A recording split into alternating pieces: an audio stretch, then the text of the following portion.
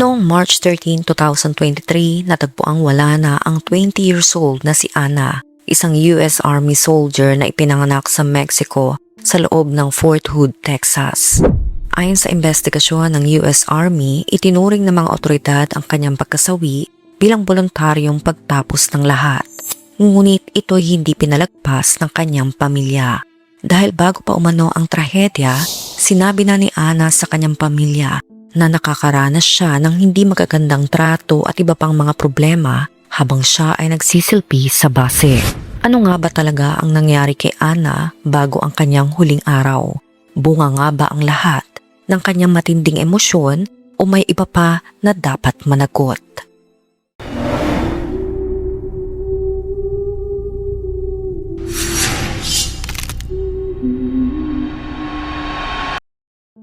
Noong October 18, 2002 sa Michoacan, Mexico, isinilang si Ana Fernan Basaldua Ruiz. Anak siya ni na Alejandra Ruiz Saro at Baldo Basaldua.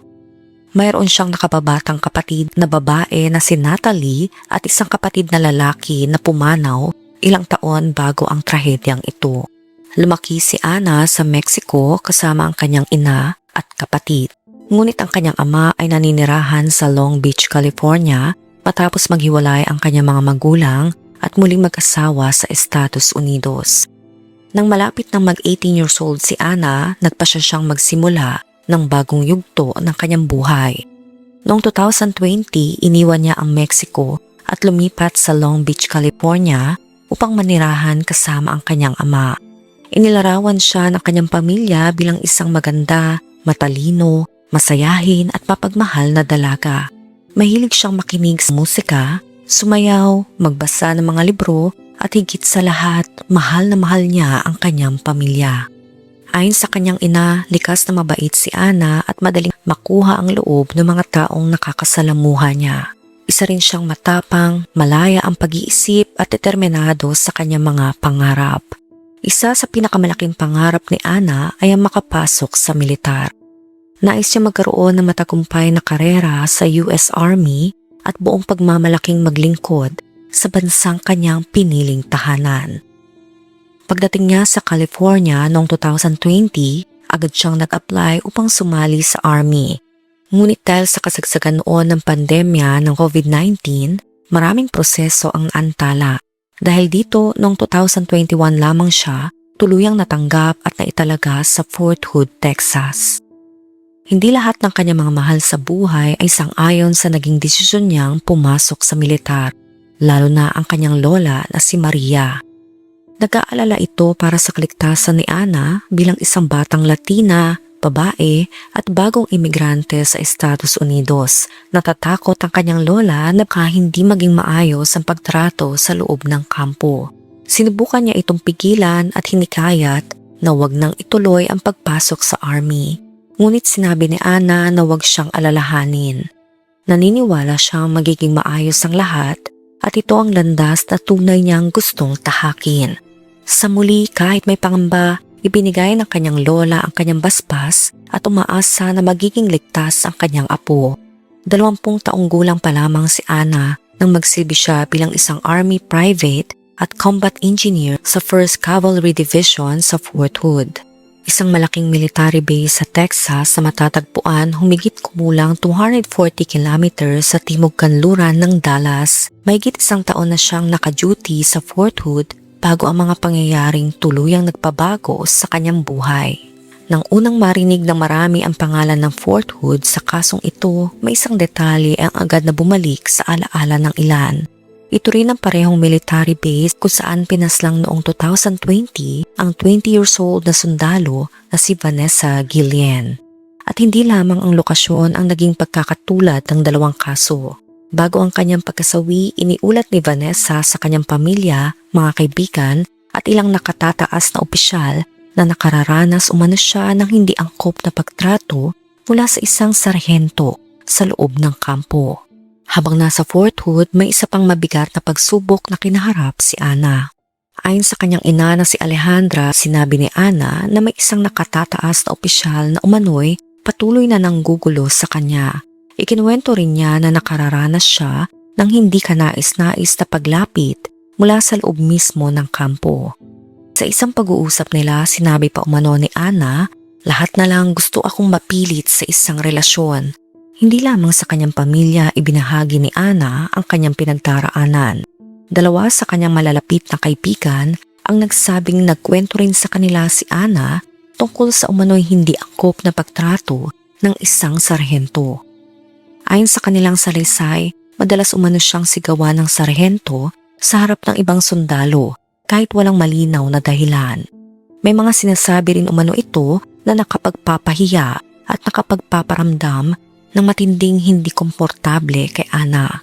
Bukod dito, sinabi rin ng kanyang mga kaibigan na gusto umano ng naturang sarhento na siya lamang ang kausapin ni Ana. Pinapaalalahanan pa umano siya na huwag magtiwala sa iba at may mga pagkakataong bigla na lamang itong nagpupunta sa kanyang silid nang walang abiso. Sa una, nag-atubili si Ana na magsumbong. Natatakot siyang baka siya pa ang maparusahan, matanggal sa army o magkaroon ng mas mabigat na problema. Ngunit kalaunan, nagpa siyang magsalita. Naniniwala siyang hindi na dapat magpatuloy ang ganitong sitwasyon kaya isinumbong niya ang umano'y pangyayaring ito sa kanyang mga nakatataas. Ayon sa mga ulat, plano sanang ilipat ang naturang sarhento sa ibang platoon. Ngunit ang nangyari ay si Ana mismo ang inilipat sa ibang unit. Sa halip ng opisyal na inirereklamo ang agad na maalis sa kanyang paligid, si Ana ang kinailangan magsimula muli sa ibang platoon. Kalaunan, nailipat din ang sarhento sa ibang military base. Gayunpaman ayon sa mga ulat, bahagi ito ng karaniwang reassignment at hindi dahil sa anumang opisyal na parusa kaugnay ng mga reklamong isinampa laban sa kanya. Ngunit kahit nailipat na ang sarhento at si Ana ay nasa ibang platoon na rin, sinabi pa rin umano ni Ana sa kanyang pamilya at mga kaibigan na hindi pa rin natatapos ang kanyang mga pinagdaraanan. Pakiramdam niya ay wala na siyang ibang malalapitan, na iparating na niya ang kanyang reklamo sa kanyang mga nakatataas at maging sa commander. Ngunit ayon sa kanyang mga kaibigan, patuloy pa rin siyang nahihirapan. Isa sa kanyang mga kaibigan sa Fort Hood na humiling na huwag pangalanan dahil sa pangamba sa maaring maging epekto nito sa kanyang trabaho ay nagsabi na ilang linggo bago ang pagsawi ni Ana ay may isa pa itong ikinuwento. Ayon sa kanya, sinabi ni Ana na may isa pang sundalo sa base na umano'y nagtangkang saktan siya habang nagkakakilala pa lamang sila. Hindi malinaw ang buong relasyon nila o kung paano sila unang nagkakilala. Ngunit ayon sa salaysay ng kaibigang ito, minsan umanong sinakta ng naturang sundalo si Ana sa pamamagitan ng paghawak sa leeg. Sinabi umano ni Ana na hindi niya nagustuhan ang nangyari at ipinaalam niyang hindi katanggap-tanggap ang ganoong pag-uugali. Ngunit sa halip na humingi ng paumanhin, sinabi ng kaibigan na tinawanan lamang siya ng sundalo at itinuring ang pangyayari na parang biro. Mula noon, sinubukan umano ni Ana na umiwas sa kanya. Gayunpaman, ayon sa parehong salaysay, patuloy pa rin umano siyang ginugulo ng naturang sundalo sa pamamagitan ng mga mensahe at iba pang hindi kanais-nais na pakikipag-ugnayan. Mahalagang tandaan na ang mga detaling ito ay nagmula sa isang hindi nagpakilalang kaibigan ni Ana at hindi pa napatutunayan sa pamamagitan ng opisyal na investigasyon. Isa sa mga huling pag-uusap ni Ana at ng kanyang ina na si Alejandra ang lalo pang nagbigay ng pangamba sa kanyang pamilya. Sinabi ni Ana na nalulungkot siya dahil sunod-sunod ang mabibigat na pagsubok na kanyang naranasan. Ayon sa kanyang ina, sinabi rin ni Ana na hindi na naging katulad ng inaasahan ang kanyang buhay sa army.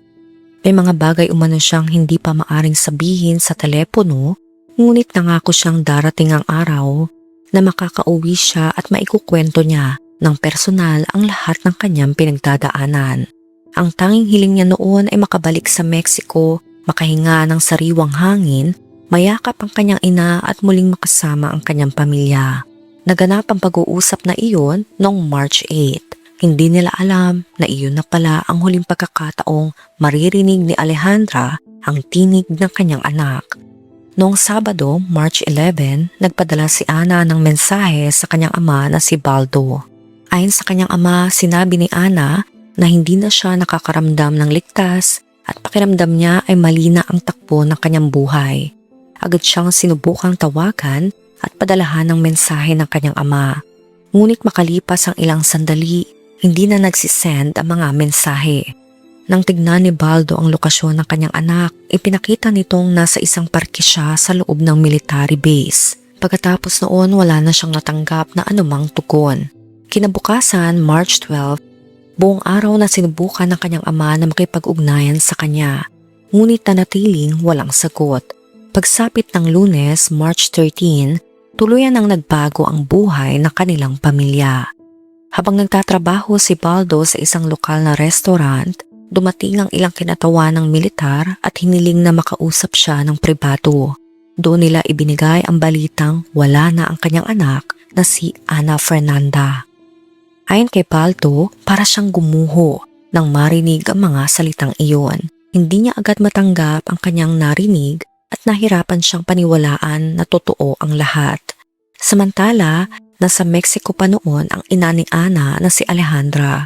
Bandang 1:00 ng hapon na makatanggap siya ng tawag mula sa isang opisyal ng militar na nagngangalang Patrick Sullivan. Sinabi nitong kasama niya ang ama ni Ana at nais nitong ipaabot ang pakikiramay sa pagpanaw ng kanyang anak. Ngunit hindi na kinayang pakinggan ni Alejandra ang mga susunod na sasabihin. Ayon sa kanya, agad niyang pinigilan ang kausap. Sinabing ayaw na niyang makarinig pa ng iba at ibinaba ang telepono. Sa isang iglap, tuluyang nabalot na matinding lungkot ang buong pamilya. Ngunit habang sinusubukan nilang unawain ang nangyari, may isa pang nakakagulat na detalye ang ibinahagi umano ng kinatawan ng militar tungkol sa paraan ng pagkakatagpo kay Ana. Ayon sa unang impormasyong ibinigay ng mga kinatawan ng militar sa pamilya, natagpuan umano si Ana na wala ng malay. Dinala pa siya sa mga doktor, ngunit sa kabila ng kanilang pagsisikap ay hindi na siya naisalba at dineklarang wala na. Ngunit habang nagpapatuloy ang pakikipag-usap ng pamilya sa mga opisyal, nagbago ang ilang detalyeng kanilang natanggap. Ayon kay Alejandra, sinabi umano sa kanila na nakita ang labi ni Ana malapit sa isang maintenance area sa loob ng military base na matagpuan siya mayroon umanong tali sa kanyang leeg. Dahil dito lumabas ang paunang pananaw ng militar na ang kanyang pagkasawi ay maaring dulot ng voluntaryong pagtapos. Ngunit hindi ito pinaniniwalaan ng kanyang pamilya. Ayon sa kanyang ina, kilalang matapang, matatag at palaban si Ana. Naniniwala siyang hindi gagawin ng kanyang anak ang ganoong bagay at hindi nito iiwan ang kanyang pamilya sa ganoong paraan. Makalipas ang ilang araw, naglabas ng opisyal na pahayag ang Fort Hood. Ipinahayag nila ang kanilang pakikiramay sa pagpanaw ni Army Private Ana Basaldua Ruiz, isang combat engineer na mahigit 15 months nang nagsisilbi sa 1st Cavalry Division. Ayon din sa pahayag, aktibong inimbestigahan ng Army Criminal Investigation Division kasama ang chain of command ang mga pangyayari at kalagayang may kaugnayan sa kanyang pagkasawi. Sinabi rin nilang patuloy silang nakikipag-ugnayan sa pamilya ni Ana at nagbibigay ng suporta sa kanyang mga mahal sa buhay at sa mga sundalong nakasama niya sa serbisyo. Gayunpaman nanatiling hindi kumbinsido ang kanyang pamilya. Ayon sa kanyang mga kaibigan, bagamat dumaraan si Ana sa mahirap na sitwasyon dahil sa umano'y panggigipit at hindi kanais-nais na pagtrato, marami pa rin siyang plano para sa kanyang kinabukasan. Ikinuwento niya sa kanila na hindi na niya balak i-renew ang kanyang kontrata sa Army pagdating ng August. Sa halip, nais niyang bumalik sa Long Beach, California upang manirahan muli kasama ang kanyang ama at magsimula ng panibagong yugto ng kanyang buhay. Hindi lamang iyon, nakapagplano na rin si Ana ng bakasyon sa katapusan ng March upang bisitahin ang kanyang mga kaibigan sa California. Ayon sa isa niyang kaibigan, nakabili na siya ng plane ticket para sa March 31 at labis siyang nasasabik na makapagpahinga at muling makasama ang mga taong malapit sa kanya. Dahil sa mga planong ito, lalong nahirapan ang kanyang pamilya at mga kaibigan na paniwalaan ang paunang pananaw ng militar tungkol sa kanyang pagkasawi. Habang lumilipas sa mga araw, lalo ring nadadagdagan ang kanilang mga tanong. Ayon sa pamilya, hindi nila agad nalaman ang buong detalye kung paano natagpuan si Ana, sino ang unang nakakita sa kanya at kung ano mismo ang kalagayan ng pinangyarihan. Para sa kanila, kulang ang impormasyong ibinibigay ng militar kaya lalo silang nabahala at naghinalang may mahalagang detalye na hindi pa naibubunyag. Dahil dito, hayagang sinabi ni Alejandra na naniniwala siyang may mga bagay tungkol sa pagkasawi ng kanyang anak na hindi pa lubos na naipapaliwanag. Maging ang tiyahin ni Ana ay humingi rin ng tulong sa publiko sa pamamagitan ng social media. Noong March 16, naglabas ng panibagong pahayag ang Fort Hood. Ayon sa base, wala silang nakikitang ebidensya ng foul play o palatandaang may ibang taong direktang sangkot sa pagkasawi ni Ana. Gayunpaman, nilinaw rin nilang nagpapatuloy pa ang investigasyon. Kasabay nito, sinabi rin na ang Army Criminal Investigation Division or CID ay patuloy na nanggangalap ng ebidensya at sinusuri rin ang mga ulat tungkol sa umano'y hindi angkop na pagtrato at pangahas na naibahagi ni Ana sa kanyang pamilya at mga kaibigan. Ngunit para sa pamilya ni Ana, marami pa ring tanong ang nanatiling walang kasagutan. Ayon sa kanyang ama na si Baldo, humingi siya ng anumang ebidensyang makatutulong upang maunawaan ang tunay na nangyari sa kanyang anak. Nagtanong siya kung may mga saksi bang nakakita sa insidente o may mga surveillance camera na maaring nakakuha ng pangyayari. Ngunit ayon sa kanila, sinabi ng mga kinatawa ng militar na wala silang natukoy na saksi at wala ring camera na nakapag-record sa mismong insidente. Dahil dito, lalo lamang siyang nagtaka. Para kay Baldo, mahirap isipin na sa loob ng isang napakalaking military base ay walang sino mang nakakita o nakarinig ng anumang kahinahinala. Habang lumalawak ang usapin, may mga dating opisyal na nagsimula ring magbahagi ng kanilang pananaw. Isa sa kanila si Sean Timmons, isang dating Judge Advocate General sa Fort Hood. Sa isang panayam, sinabi niyang batay sa kanyang karanasan, may mga pagkakataong nahihirapang managot ang ilang namumuno sa base kapag may seryosong insidente. Ayon sa kanya, matagal nang may kultura sa Fort Hood kung saan pakiramdam ng ilang nasa pamunuan ay hindi sila gaanong nasusuri o napapanagot sa kanilang mga desisyon. Samantala, ayon sa ibang ulat, maraming pagkasawi ang naitala sa Fort Hood noong 2020, kabilang ang mga kasong pagpaslang, pinaniniwala ang voluntaryong pagtapos ng lahat, at iba pang mga kasong nanatiling hindi paganap na nalilinawan sa panahong iyon. Dahil dito, naging sentro ng pambansang atensyon ang military base at naging paksa ng malawakang panawagan para sa mas mahigpit na pananagutan at reforma.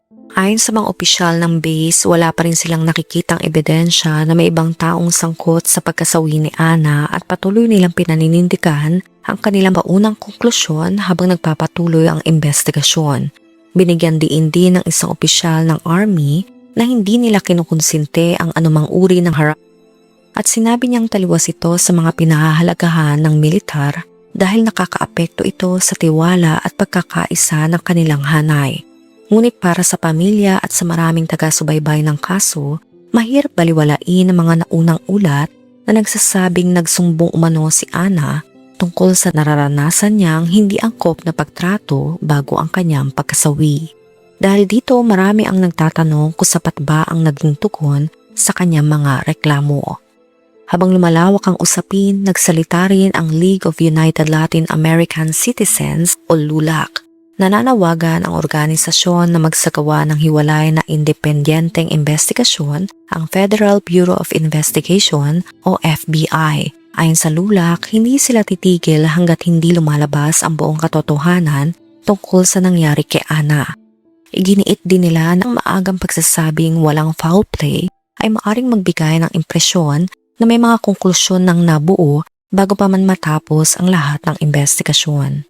Hanggang ngayon, nanatili ang panawagan ng pamilya ni Ana para sa isang mas malalim, mas malinaw at ganap na independenteng pagsisiyasat. Bukod sa LULAC, nakatanggap din ng tulong ang pamilya mula sa iba't ibang miyembro ng Hispanic community, pati na rin sa pamilya ni Vanessa Guillen.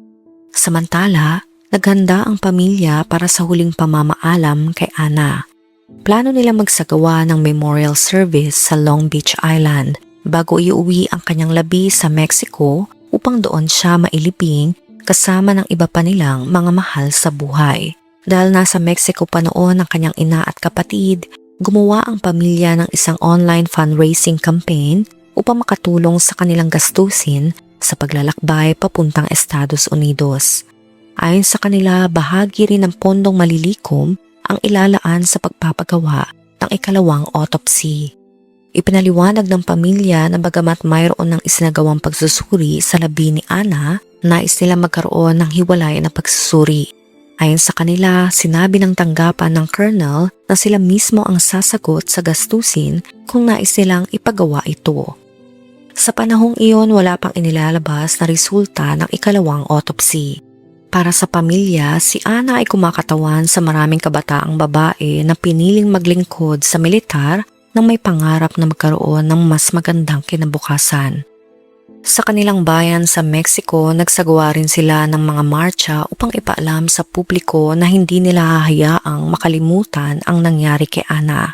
Mismo ang kanyang ina na si Alejandra ang nanguna sa marami sa mga pagtitipong ito, patuloy rin siyang nagbibigay ng mga panayam upang mapanatili ang atensyon ng publiko sa kaso ng kanyang anak. Ayon kay Alejandra, ipinadala kong buhay ang aking anak sa bansang iyon. Ngayon papunta ako roon upang iuwi siya na wala ng buhay. Isang pangungusap na sumasalamin sa matinding sakit ng isang inang nawalan ng anak at sa patuloy niyang paghahanap ng mga sagot. At hanggang sa kasalukuyan, nanatiling bukas ang mga investigasyon.